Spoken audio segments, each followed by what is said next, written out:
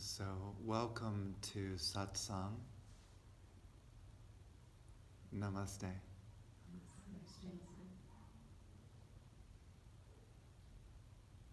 And thank you so much for the flowers. These are perfect. So, right from the garden, right? They're the only kind that were out there. Okay, good. So, this little picture is Swami Purna. And the word Purna or Purna means wholeness. It's an important word to me. It's a Sanskrit word. Wholeness, the ultimate kind of meaning of it, is that you feel yourself to be everything and everywhere. In other words, your consciousness is no longer bound to your psychology, to your body, to your thoughts. Everything that you think you are as the person dissolves. You become everywhere and everything. That's Purna or Purnat. One could say that that is the ultimate spiritual attainment or ultimate spiritual state, is the Purna state. It's kind of rare to find someone who has reached that state. Actually, it's extremely rare. And the reason is because you have to break through all of your boundaries about who you think you are. All of your ego that says I'm here in a body and I've got this color glasses and this color hair and this color shirt. Everything that we identify ourselves, that all has to be shattered. And then you become infinite. Your consciousness is literally experienced as the entire universe. So you know what's going on the other side of the universe. You literally know. That's your direct experience of wholeness. I am everything and everywhere. All space, all time, endless, infinite. So when you sit in the presence of such a being, you become like that. Your boundaries start to dissolve, right? And you no longer identify with the old person that you were. Why is it hard to follow that path? Because we have certain fears and beliefs about ourselves. I'm scared to talk to this person. I'm scared to go to this place. I don't want to do this. I like this. I don't like this. We have so many different personality quirks and traits that we have to break through. If we keep sticking to just this little person, then we stay like that. And then, do you know what happens? Body dies, you take on another body, and then you play the whole game again. And it has happened for all of us, likely millions of times, where we keep getting another body.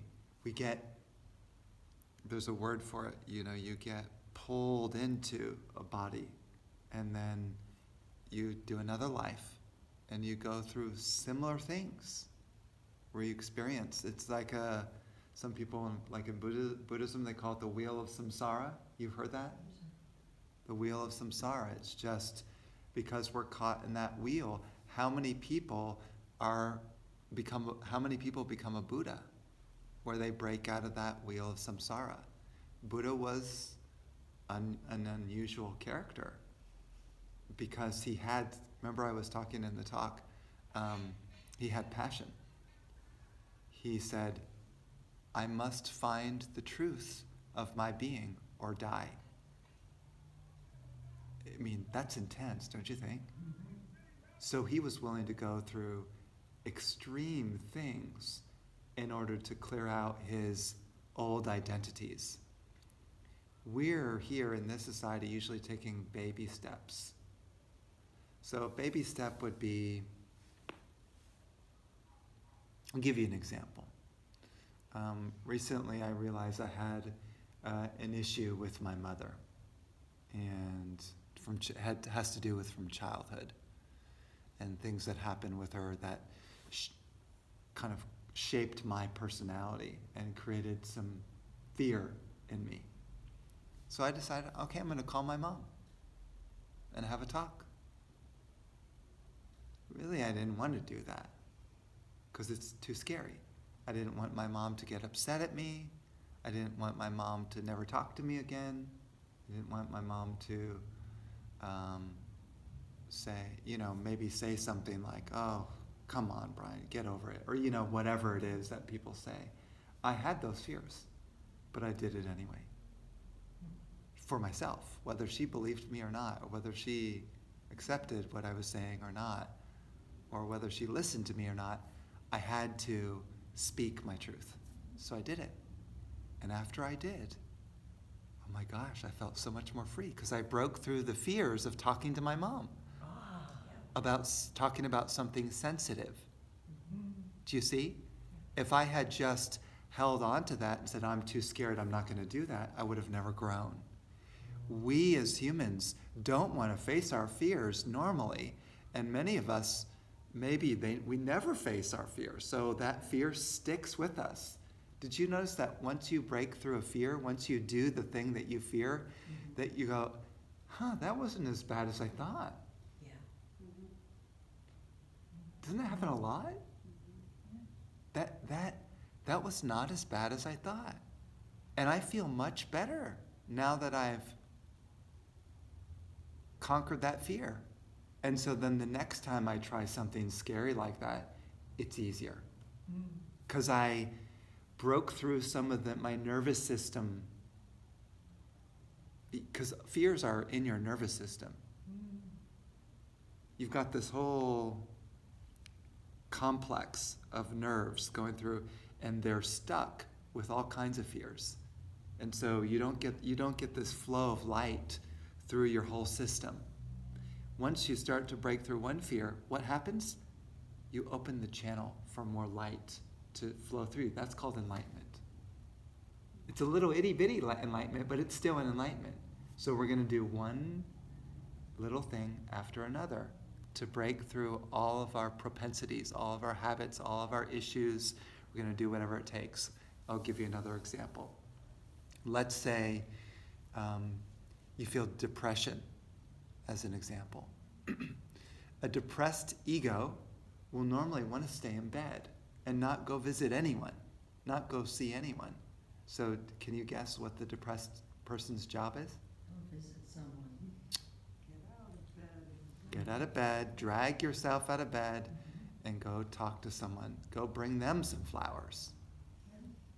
You're expecting other people to come to your house and bring flowers for you. Instead, you go pick some flowers and bring it to someone to brighten their day. Do you see? You're doing the opposite of what depression is telling you. And what does that do?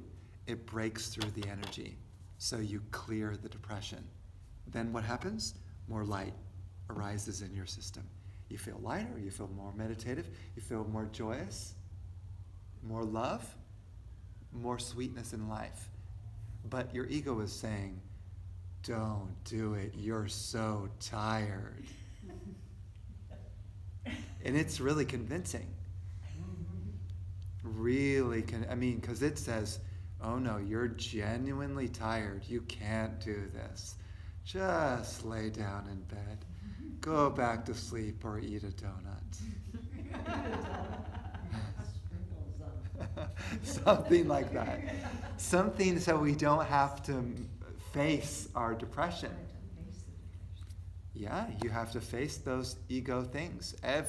So I've made it a practice every day that I'm going to work on myself like this. And bit by bit, I made progress. And I'm freeing myself. That's why I was describing in the talk. I want to be free to be me. I don't want to be bound by all these fears and worries and concerns that have suppressed me from being joyful in life. So, man, it seems like a lot of work to go against my ego, but the final results of it, my life is beautiful and dynamic and just so full of love and joy. I mean, really changed because of my intentions to work through these patternings. And it may be something small, like as an example, I don't know. Normally I wear socks, so today I'm just not going to wear socks, so I'm just going to take that. Exactly. Does that seem simple? But it's a breaking of pattern. Mm-hmm. Maybe I'm used to wearing socks, and now suddenly, well, kind of feeling disturbed here. I'm doing something different. Oh no, because we want to get into our comfort zone of everything is just right and in place. A lot of people when they go. They work for retirement, thinking, I'm going to be happy when I build enough in my 401k and I have enough savings and then I'll be safe. So we work so hard, like looking ahead to get that right retirement and like lose out on so much joy of now, being here now. Because always there's this, if I get to this goal, then I'll be happy. I want to be happy this moment, immediately, not tomorrow. What am I going to do now? So, living into a future that may never even come. That's right. Tomorrow, by that time, my body could be dead. That's right. And all along I was thinking, putting so much effort into getting a huge retirement so that I could be safe. It's enormous amount of effort into that. And it can like really suck the joy. I'm giving this as an example because I was a financial planner before, running a business in which I talked to people about this kind of subject all day long. You got to worry about your retirement. Make sure you don't lose it. Make sure you have enough. I was really, the way I sold investments to people is by creating worry and fear in their life. Mm-hmm. Interesting, isn't it? Yeah. Insurance is the same way. Same way. And that's how I sold products, and that's how I made money. Even the ads that I made, the postcards, are you going to run out of money by the time you're age 59? That was the kind of ad that I would have. So then people who were afraid of losing their money would call and say, I definitely need an appointment with you. So I was feeding the fear of people. So I was like part of the problem. That's right. Right? And not only then did I do that, but then the people who came to me for advice, they came into the appointment and they were already fearful. So now I was hanging out with people all day long who were afraid. And you can imagine how that would rub off on me. Because the company that you keep is the energy that you reap. So you hang out with fearful people, what do you think is going to rub off on you? Fear. Right? So all day long, imagine meeting worried clients. That worry is bound to rub off on me. Then one day, remember 2012, I renounced all of it. I said, I'm done. So I sold the business. I gave away all my business clothes, ties and all that, all the nice clothes. And sold my car, gave away the majority of my stuff. I bought a van. I put a bed in the van. And then I set off into the sunset to share these gatherings like we're doing here. And that was based upon the inspiration of my teacher, Swami Purna. He was the one who said, you can do it. You can do it. And I said, okay, I'm done. And I left it all behind. I'm not saying that you should do that. I'm just saying that at that point, really my priorities had changed, where I didn't want to try to build a retirement plan anymore. I wanted to just dive into spirituality and share spirituality with others. That's all I really wanted to do. And I felt, in a way, kind of destined to do that. Like, oh, I can do this. And he was kind of my inspiration to make the leap, because it's hard to make the leap. At first you think, oh, but no one does this. Everyone needs to work. Normal job, 9 to 5 or whatever, or start a company or whatever it is. How is it possible that I'm going to survive? But my life since then has been amazing. The people that I've gotten to meet, the places that I've gotten to visit, the adventures that I've had, the kind of gatherings that have been created out of this, that people will walk out and just are moved and touched or in tears or just feeling so happy because of coming to a gathering like this. I said, this is amazing. I said, why aren't more people doing this? I love to hold these kind of gatherings. And so, at the beginning, I really didn't have a lot of confidence when it came to talking to people, to groups. So it took me some time to get adjusted to that.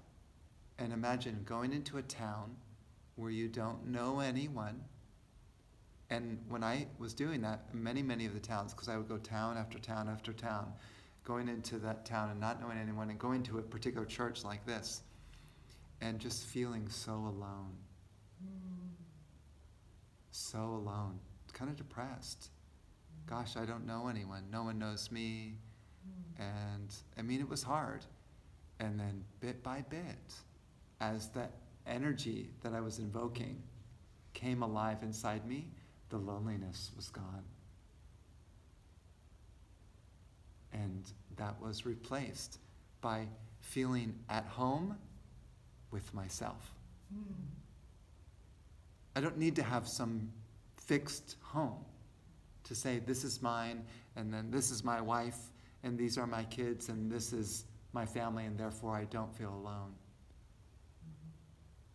I feel so welcome in my own home, which you could say is my own heart, that the joy just radiates. I'm so glad to be home. It's a different kind of home. That's why, we chant this mantra. Do you know the mantra Hariyom? Hariyom, which means hurry home. Not to some physical home or not to some planet. Earth is not your home. You're like a passing pilgrim. You're passing by Earth and then you move on. It's like a blink of an eye and your life is gone, right? This is a passing place. It's not your home. So where is your home? So then we sing. Hariyom, Hariyom, Hari Hariyom, Hariyom, Hariyom, Hari Hariyom, Hariyom, Hariyom, Hari Hariyom,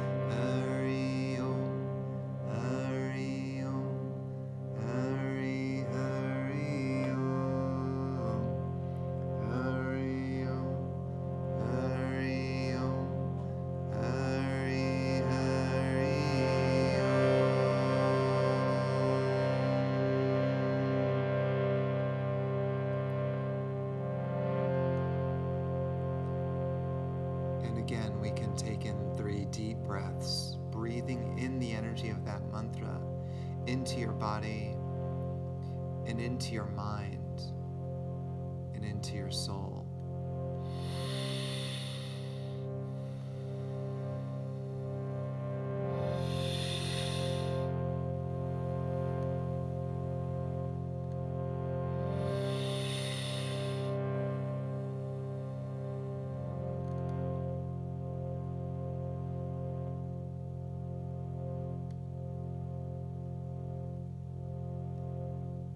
Try to feel the change, the shift, the energy, the presence.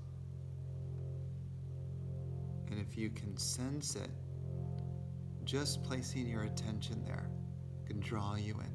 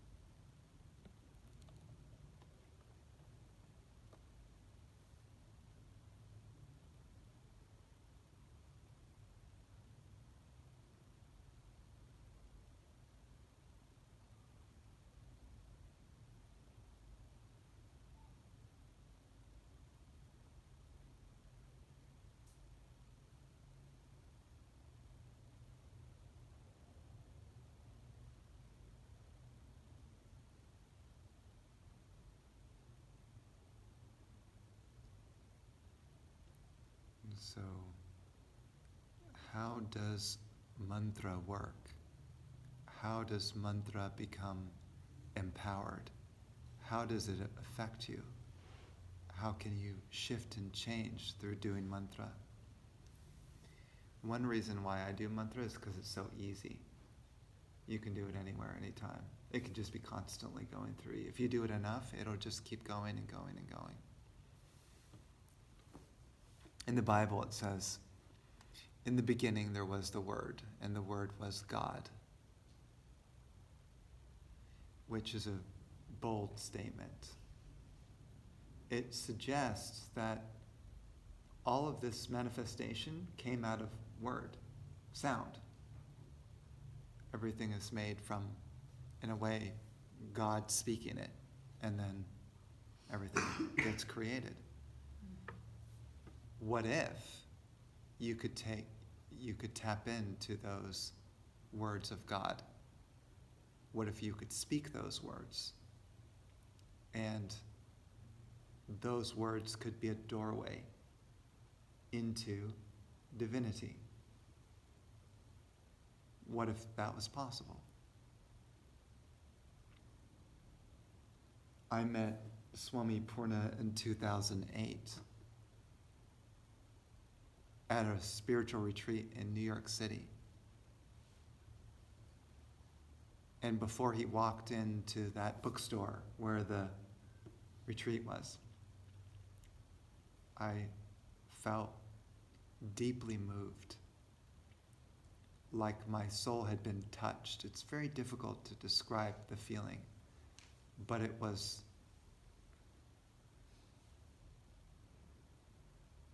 beyond energy, beyond anything. It just, like I had come home.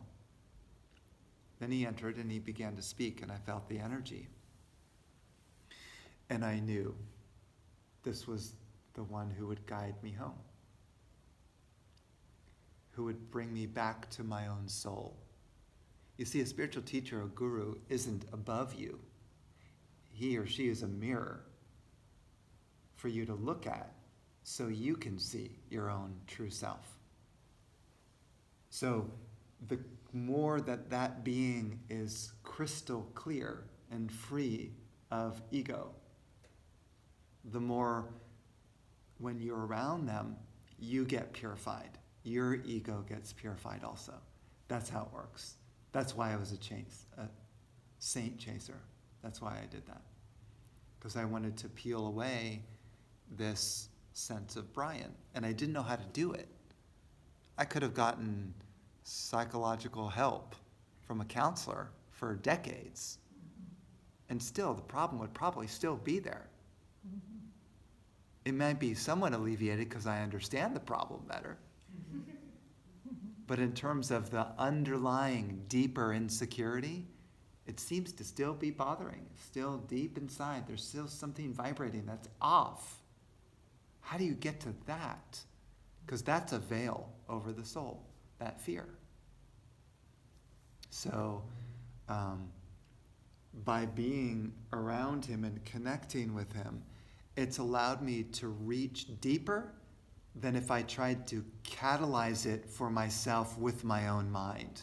Because my own mind does have limited power in the way it works. It doesn't see the depths of my karma in the subconscious or unconscious mind. That's why those patterns are still buried deep inside. I can't see them. Therefore, I'd have no idea how to heal them. So I said to myself, I need help. So, like an alcoholic, the first thing that you have to realize, I'm alcoholic, I need help. It's like a key stage. So in this case it was, I have an ego. I need help. I need to go to Egos Anonymous.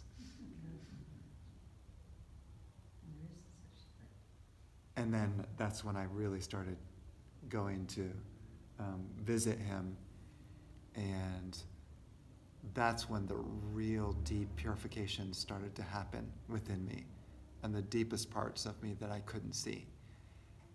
And in the meantime, he would give me mantras, these power words, mantra. He would give me a word to say. He said, if you chant this, you'll invoke this power, this energy.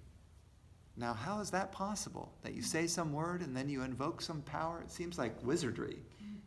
You ever played wizardry before? Like some of the adventure games on the computer.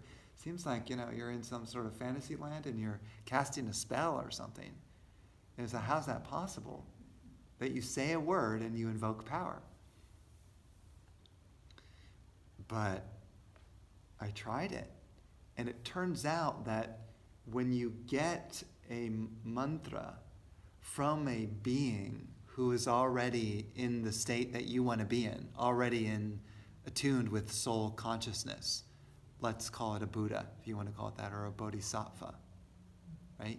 When you get a word from that being, it's like they're giving a piece of themselves to you. And what happens is it's an initiation. So when you receive the mantra, it awakens some sort of energy in a channel, let's say, that you never accessed before. An energy channel somewhere inside you, like, wow, I'm really feeling this energy. Something's waking up. And then the teacher says, well, keep chanting it and you'll keep experiencing this clearing. So I took the mantras to heart and really seriously, and even now, all day chanting. As I was driving from Lancaster to here, I had my beads. As I was driving, I was chanting,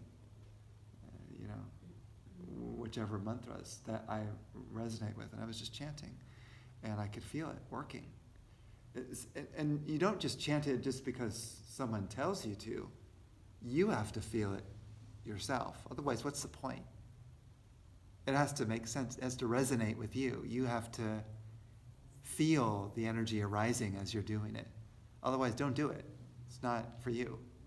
Find a practice that works specifically to unlock your soul. Each person's going to be different. Some people, it may be dancing. Some people, it may be Zen meditation. Some people, It may be singing praises to Jesus Christ. Depends. But what I'm saying here is, when you receive the practice from the spiritual master and then you follow it, that raises the energy of that practice to another dimension, because they have now initiated you into the world that they are in. In a way, they've given you a ladder. And as you're chanting the mantra, you're climbing the ladder and you're going up towards heaven. And you're doing the healing that mantra is programmed with. So it depends on which mantra you use. Each mantra has a specific kind of energy signature. So let's just give an example. If you wanted to invoke the presence of love inside you, you would want to do, or you could do a prema mantra. Prema means love. So this would be an example of a love mantra. And then when you say it, you try to feel it. You don't just sing it by rote. A lot of spiritual practice and religious practices end up becoming ritual. Someone tells you to do it, you do it because that's just what your congregation is doing, or that's what your ancestors did, or that's what the priest did, and they told you that's just what we do. But tell me, what's the point if you're not feeling anything? If God is not arising in you as you're chanting it, what's the point? I say, I want real, direct results from this. I don't want to do a ritual. It doesn't make any sense to me. Why do I want to follow a herd of sheep and do something everyone else is doing when I'm not growing and really expanding and feeling something deep? Do you see what I mean? I want real results. Something beautiful. And that's, since my experience with these mantras has been so extraordinary and so profound, of course I have to share them, unquestionable, with as many people as I can. Some will feel it, some won't. It just depends on where a person's at. There's no right or wrong, or who's higher or who's lower. It just depends on where you're at on your path and what you're open to, you could say. One thing I will say, though, is that after a certain time of spiritual work, everyone will be able to connect to these mantras, no question. Everyone will. But it takes, like I said, a little bit of work, a little bit of practice, a little bit of understanding, a little bit of openness. A lot of times people don't feel it because they don't believe. They're so skeptical, like, yeah, right. Chant a mantra and yeah, right. They're just so skeptical that they're automatically shutting themselves down without even trying. Isn't that what we do? Oftentimes we size up the person who's speaking when they come into the room. Let's see, what are they wearing? I don't like that word that they use. Whatever, we have very sort of critical eye when we look at people in terms of trying to assess them. If you came with a mind that was totally open and saying, I'm open to anything, let's see what happens. Now there's possibility for growth to occur. You're open. You're allowing. So then this would be a love mantra. You can sing it with me. Premambo, premambo, premam, premambo, premambo, premambo, premam, premambo, premambo, premambo, premam, premambo, premambo, premambo, premam, premambo, premambo, premambo, premam,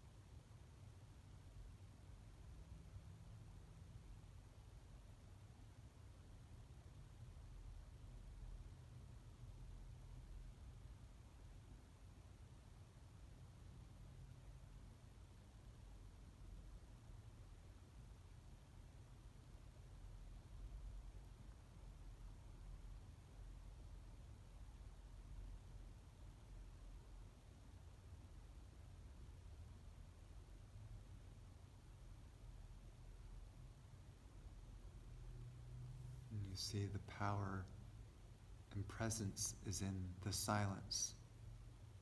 You see, you sit in the silence and you feel. See, when you're chanting, you're thinking a little bit about the mantra. But in the silence afterwards, you're saying, what does this feel like? And when you can connect, plug in to the energy, wherever it is, in your heart, your mind, in your somewhere in your body, and you just try to touch and sense that, that's what draws you in.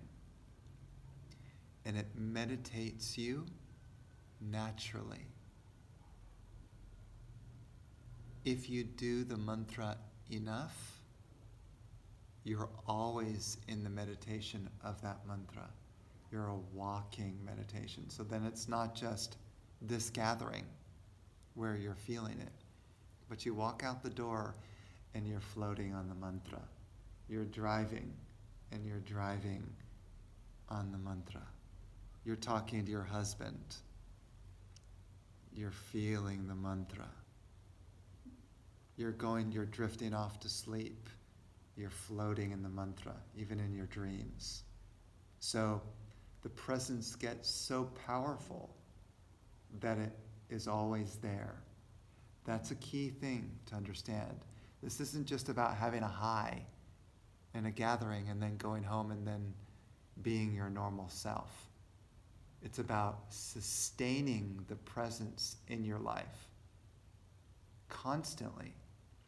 And then that energy and presence guides you to meet the right people, to say the right words, to go to the right places, to think the right thoughts.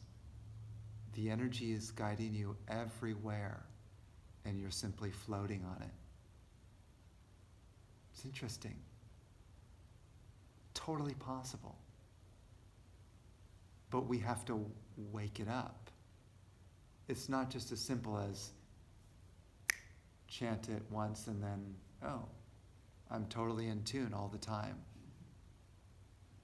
Think about my own mantra practice that I've been doing for years. I started in 2000, maybe 6, 2007, right around there, chanting mantras quite a lot, and still I keep going because the energy is building and building and building, and I feel it. Like this is phenomenal. I mean, and it's not even the right word. What's happening within me personally is phenomenal, is sensational. And not an exaggeration. I mean, it's really a kind of an understatement in terms of what has built up because of this practice over so many years. Not saying you can't do it for a day or a week or a year and make a big difference. You can. But imagine doing it for a long, long time, where now it's even starting to take over like the cells of your body. Your body is vibrating with this spiritual energy. And your health of your body has changed because the mantra is in the, I don't know, I call it the mitochondria of your cells. Just alive and awake. Not only that, but it's gotten into my thoughts, where my thoughts are becoming radiant and loving. So instead of being so judgmental, my thoughts are sort of naturally being, oh, that person's suffering. Because a lot of times if someone's mean to us, we think, oh, that person's mean and they're bad and whatever. But imagine a loving mind is thinking, oh, I'm so sorry you're having a bad day. See the difference? One is a loving interpretation of the person yelling at you, and the other is, how dare you, you're mean. Kind of a more of a judgmental type of. But that's when your thoughts get transformed by the mantra. Then you literally think differently about life. Not only that, the mantra seeps into your emotions. So, like for me, God, just my emotional feeling is just, there's so much love and sweetness that when I see people, it's like palpable, the emotional love. And it's like a combination of love and compassion and sweetness and kindness, all kind of put together. And it's my experience, no matter how they're displaying on the outside, in terms of their personality and how they're acting or whatever, there's still this sort of beautiful lightness and compassion that comes in my emotions. So my emotions, my thoughts, my body are all changing because of the practices that I've been doing. And then the old Brian is gone and something new has arisen. You know, like when you die and you're born again, that idea that's stated in the Bible, to be born again. But you get born, instead of now out of the womb, physical womb, you get born out of spirit. So now the spiritual being is born. Most people are walking around and think that they're a physical baby and that that's how they were born. But the spiritual being can also be born. And you detect that through this inner radiance that arises. And so let's think of another quality. What kind of quality would you like to develop? And then I'll kind of tailor a particular mantra as an example.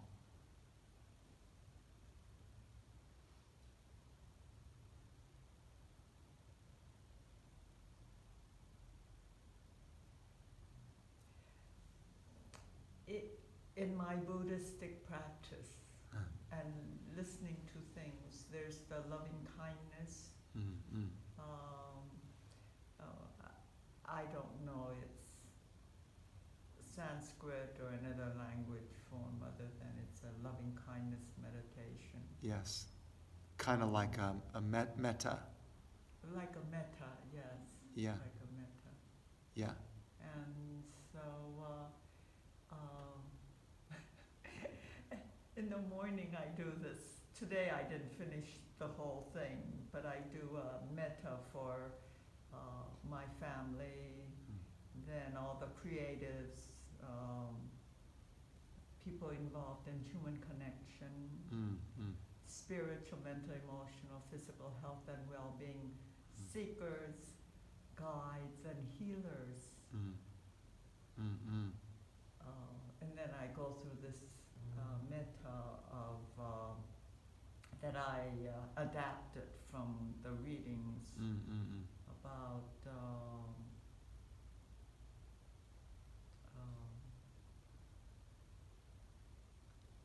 filled with loving kindness, Yeah. then all of these So safe and protected, so and so forth. So let's focus on loving kindness then for a moment. Okay. This won't be a mantra. This will be a particular kind of meditation that'll be kind of maybe something similar but something new. So loving kindness begins with self-love. If you're judging yourself and harsh with yourself because of the things that you've done, it's kind of hard to then send love and kindness to others. I mention this because I myself have been really harsh on my own character. Usually it's for not doing enough, or maybe I accidentally treated someone badly or said something mean, and then there's this tendency to feel guilty and to put myself down. Say, why did you do that? You should have done better. And just very hard and harsh. And so there is a meditation that you can do that involves what I call the Divine Mother. The Divine Mother, we'll say in the Vedic or the ancient Indian tradition, some people call her as Lakshmi, the goddess of beauty. And she holds and loves all of creation. Now, there are other goddesses, but we're just going to focus on Lakshmi for now. She's beautiful, and she is the embodiment of beauty within. So everything that you see that is beautiful is the goddess principle. So here's what you can do. So imagine that you are in the presence of the goddess. You could call her Lakshmi, someone who is a perfect embodiment of beauty, love, joy, kindness, care. And imagine that you turn into a little baby, and she's holding you in her arms. So try to visualize, she's right here, her radiant being, like a radiant goddess, and she's holding you. Imagine you are the baby, the child, in her arms. And you're just relaxing and letting go into her arms fully, feeling safe.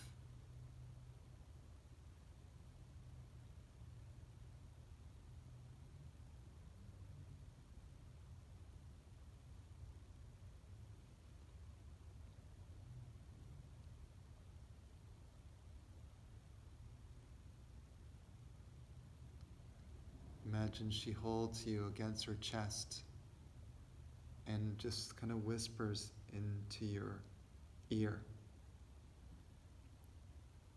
and says to you,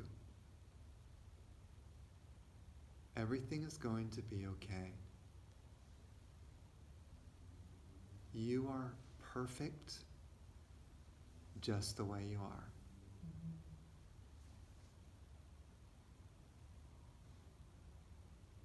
In this moment, there's nothing you need to change.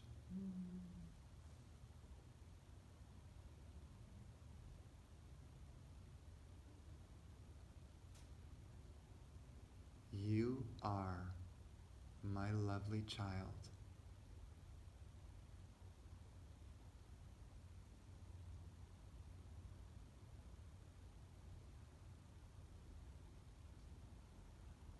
I am with you always.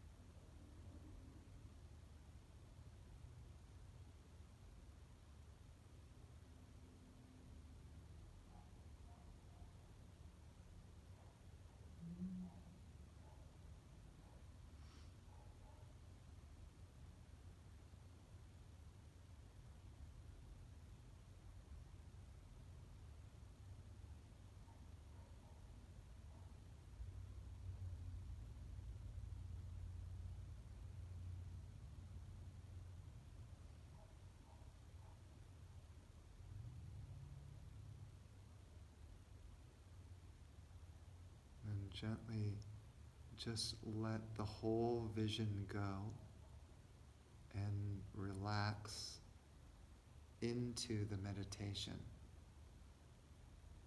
and feel the presence of the mother.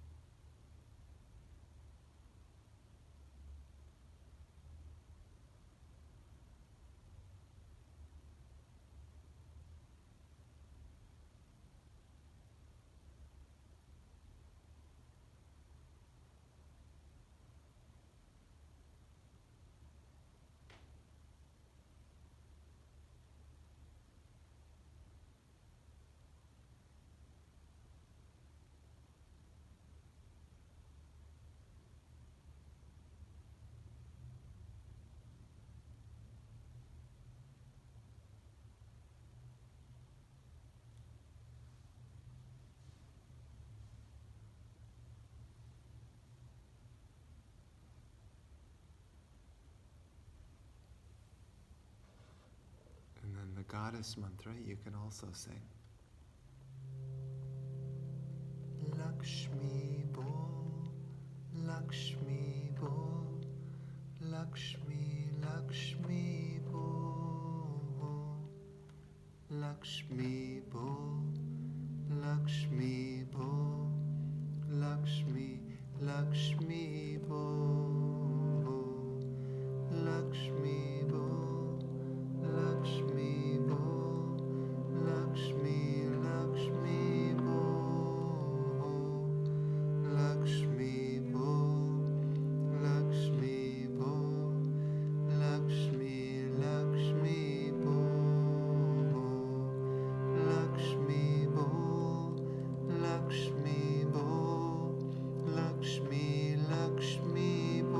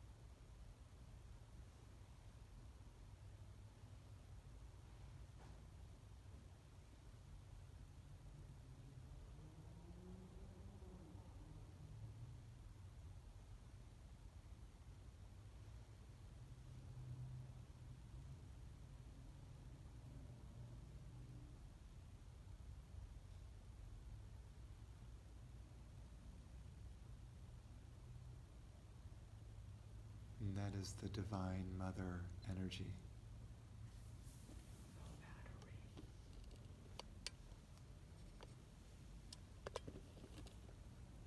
That's fine. Thank you. So,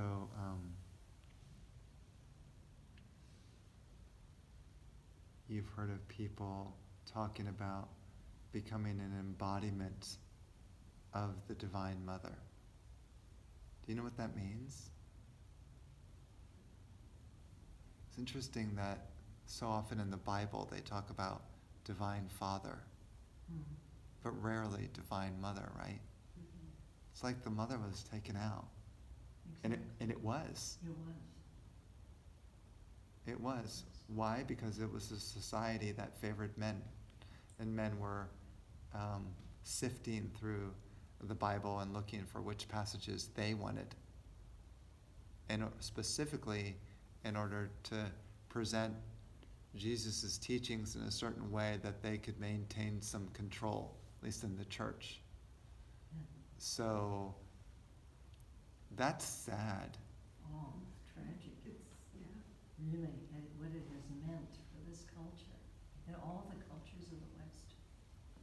Very bad. Missing out on the Divine Mother principle, which is the love and the softness and the sweetness and the gentleness and the care, all of that.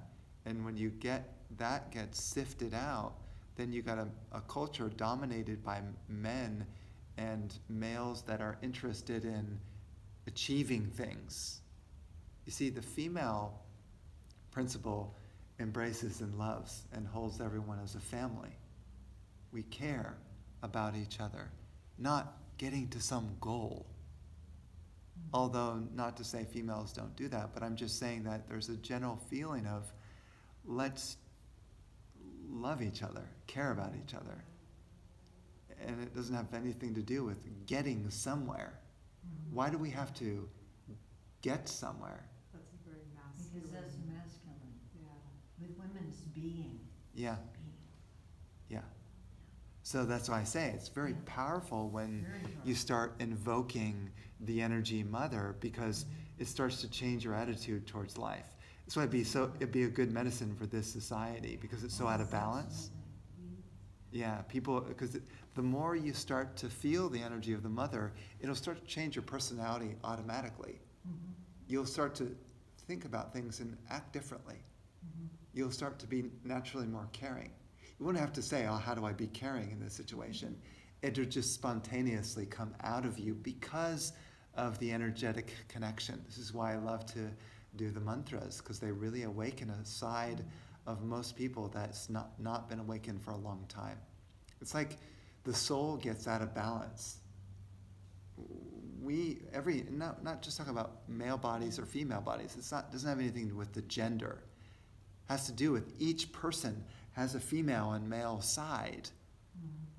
And to be really in balance, you need both. So my feeling is let's try to bring as much mother energy as we can into these gatherings to awaken that side of our nature, so that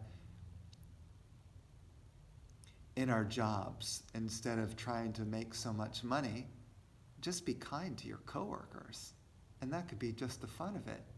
Oh, I want to go to work and because I actually enjoy my coworkers because they're so loving. Yeah. You know? You know, it's as though men have taken all the love out of their world, and they're not going to have any of it. And the ones who reject women the worst are the sickest. Yeah. Yeah. And I'll add one other thing to Yeah. that, just to balance out what your statement is. Women have gone in that direction too. That's a Yeah. shame. Yes. They're alienated from themselves. And because there's so much stress put on the achievements of men, that women say, well, I'm going to do that too, and I'll show them. Yeah, I'll show them, And then suddenly they're heading towards a masculine path, and then easily lose out on this whole other side that's nourishing and kind and holding and, all that. Just like, I loved that when I was a kid. I wanted that as a kid.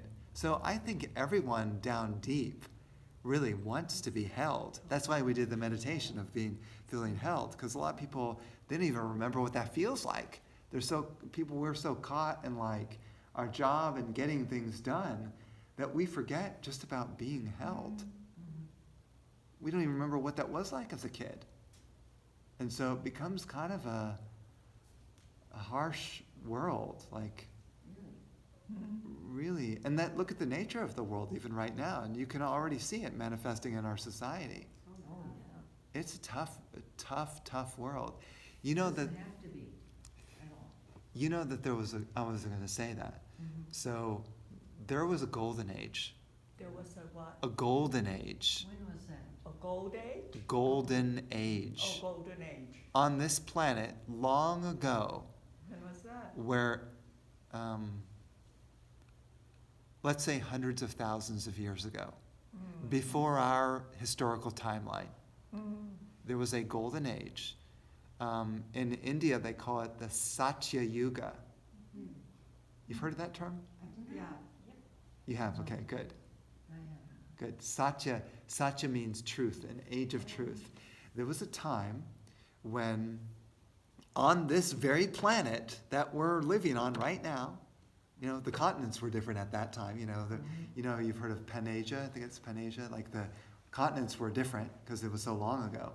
But the majority of the people had blooming hearts and balanced in male and female, and they were connected to their soul and to the divine. 99% of the people were enlightened, and maybe 1% were not there yet. Now, 99% of the people are lost in darkness, and 1% are illumined. So it's reversed. And so now, at least in India, they call this age the Kali Yuga, which is the dark age, manifested by wars and shootings and things like that. Okay, when you're in a dark age in society when things are happening like that. Back then, in the Satya Yuga or the Golden Age, I could walk across this entire continent and knock on anyone's door and say, "Hi, I'm a spiritual traveler. Could I have shelter?" And they would just invite me in. Say, "I have a bed for you. You're so welcome." What you say reminds me of your example of your life. There was a peace pilgrim in the early 1950s. You know of a peace pilgrim? I do. Yes. And the Hindu and Buddhist practice of the monks at least in the Buddhist, all they owned was a bowl. And they would go to different homes and they were fed. And that was their life. And that's kind of what I do. Like, the people who have been housing me have been just saying to me, "Brian, I believe in your cause. You can live here for free for a while, and then you can move on." And then I go to the next home. Literally, I'm like this at their door. It's not well known in this society to do that, to support a monk who's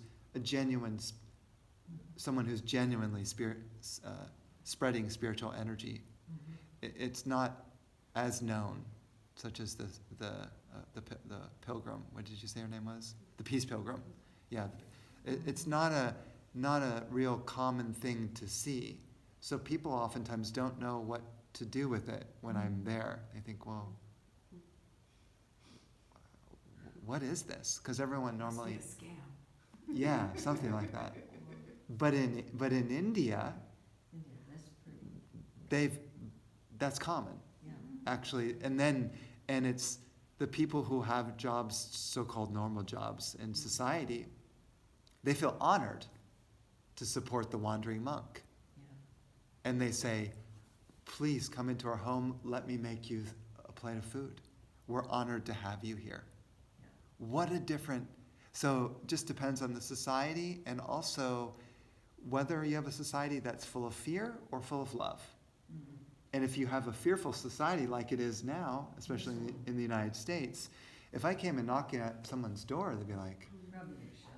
I don't trust you, go away, right? Because of the fear, which is the consciousness thing. It's what is the state of one's consciousness? If you feel safe in the arms of the mother, nothing's going to harm you. But if you feel everyone's out to get you, You can't trust anyone. yeah. So that's why the Divine Mother is so wonderful to bring forth. So I love the meditation and I love the mantras. They all work together just to feel like you're hugged. Someone's hugged. It doesn't have to be your real mother. Because a lot of times real mothers, they don't know how to bring up their kids. They haven't gotten the tools to be able to work with their kids psychologically or whatever. So they're just trying to get by. So then you have to find your own mother inside. You can't rely on human mothers. They may not be skilled enough to be able to treat you like you would want it to be treated as a kid. They may have failed miserably in terms of giving you a safe space, but nevertheless, that divine space, that mother inside you is always alive, always ready to come to the surface and hold you. And that's why I was saying before, I don't feel lonely anymore because I'm hugged by my own soul. Like that. I don't. Whereas before, I really did feel lonely. It was hard. Oh, sure. Especially when you went out on your own. Mm-hmm. You had nobody around you. Yep. Not used to that. That can be scary. So I said, the only one who's going to support me is myself. I have to awaken this. I have no other choice. I have to find this. I want to find my real mother. She's here. So, anyway, I'm going to conclude.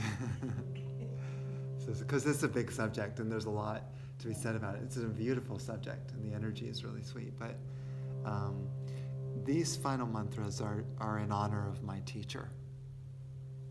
My teacher was the inspiration for me to even be here with you. If it weren't for his encouragement, I don't know. I don't know if I would have even had the confidence to do something like this. So this is just an honoring of his presence. Om Satoma Sat Gamaya Tamasoma Jyotir Gamaya Mrityurma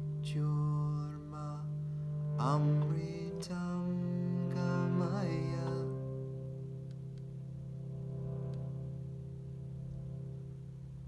Guru Brahma Guru Vishnu Guru Devo Maheshwara Guru Sakshat Param Brahma Tasmai Shri Gurave Namaha. Tvameva Mata Chapita Tvameva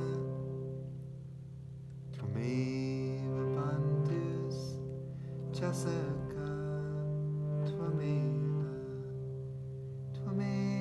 Vidya Dravinam Tvameva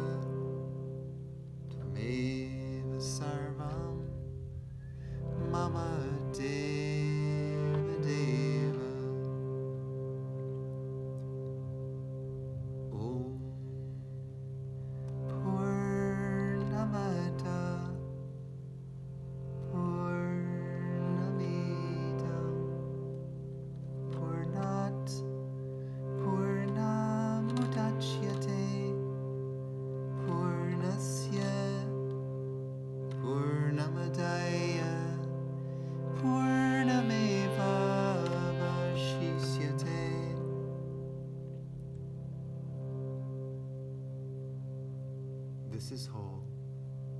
That's a love song. That is whole. From wholeness comes the whole. Oh, When we take away the whole from the whole still remains whole. That mantra means you'll never die, and you were never born. You are always the pure soul. There was nothing ever wrong with you, ever.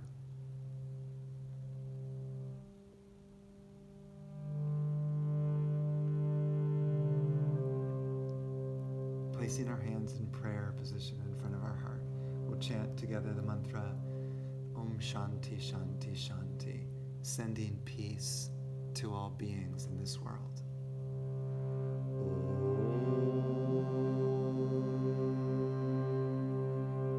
Shanti, Shanti,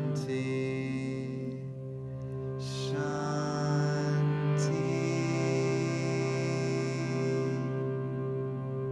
Peace, peace,